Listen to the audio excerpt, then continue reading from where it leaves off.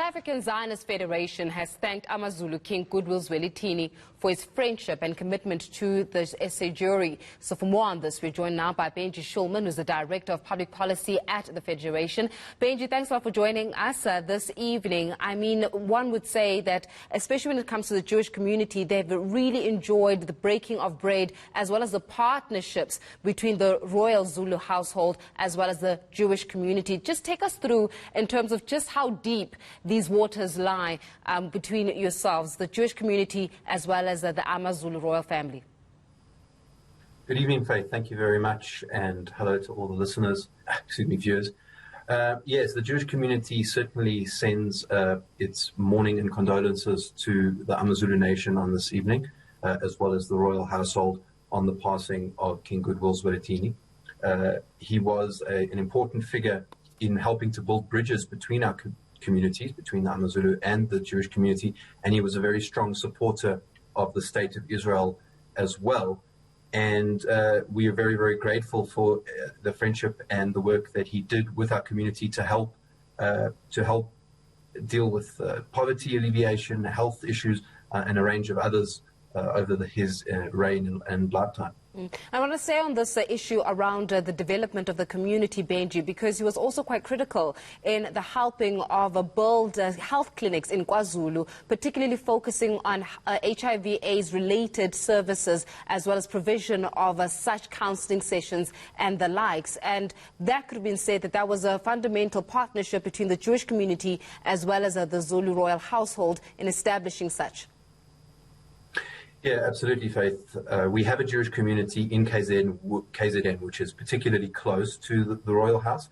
And as a result of many, many years of engagement with philanthropists and businessmen and people who are working in the healthcare sector, particularly from Israel as well, a project was conceived to create 3 HIV-related clinics, which have helped support and educate tens of thousands of people in the rural areas of KZN over the years. As you may be aware, Faith, in the Jewish tradition, there is a tradition of circumcision, as there is in the Zulu nation as well, AmaZulu nation.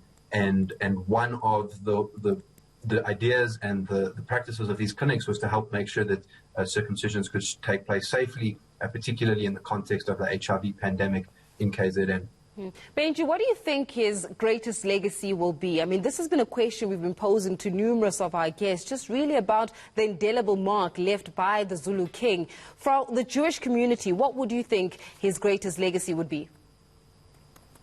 You know, Faith, it's often difficult to quantify when great people pass on what exactly the legacy is. I can only speak from our community as someone who we saw as a bridge builder, someone who was looking out for his people and the greater well-being of South Africans as a whole.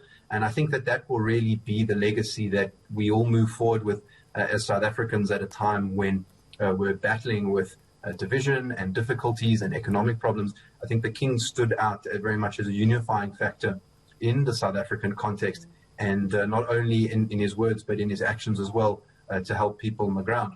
So I hope that that will be the legacy going forward for all South Africans, and to as a memorial to his name. Yeah. And how will you be looking to extend this relationship, extend this friendship beyond just the passing now of the Zulu king, so that it doesn't only remain with the Zulu king, but rather with the Zulu kingdom, and hopefully we see this kind of friendship and collaboration for generations to come? So, Faith, indeed, we did have a relationship as the Jewish community with the king, but we also had it with the broader AmaZulu nation. Many members of the royal household have been to Israel, for example, and have looked at the potential of, for example, water technology, health technology, agricultural technology, all of which is absolutely crucial to the development of KZN. And they've all come back and said that this is something that they would like to further and advance. And I think that is absolutely imperative. As South African Jews, we want to see South Africa work, and I think that finding partners such as the AmaZulu nation, where we can bring these sorts of technologies and benefits to our country so that we can develop, I think will be a very fitting tribute to the whole nation and something that would be very much in the legacy of King Goodwill Zwelithini. Yeah, and we can both appreciate the fact that this all works under the umbrella of a South African government. So from that perspective, also receiving the go-ahead as well as the sort of the green light from the government in order to implement some of these projects that you're speaking about, where it just does not only remain with the project between the royal household as well as the South African Jewish community, but rather is extended well beyond, so that even South Africans, ordinary South Africans, may benefit from some of these innovations that they've been exposed to. Yeah, absolutely, Faith. If people recall when, for example, President Ramaphosa was elected, he did a tour of all of the different royal households in South Africa, and when he met with the Zulu King said very publicly that this was a route that he thought was appropriate for South Africa and for the president. And we can only echo that kind of perspective, where we find as South Africans that we can contribute to the healing and development of our nation with as many partners as possible. Benji Shulman from the South African Zionist Federation, they're just paying tribute to the late King Goodwill Zwelithini.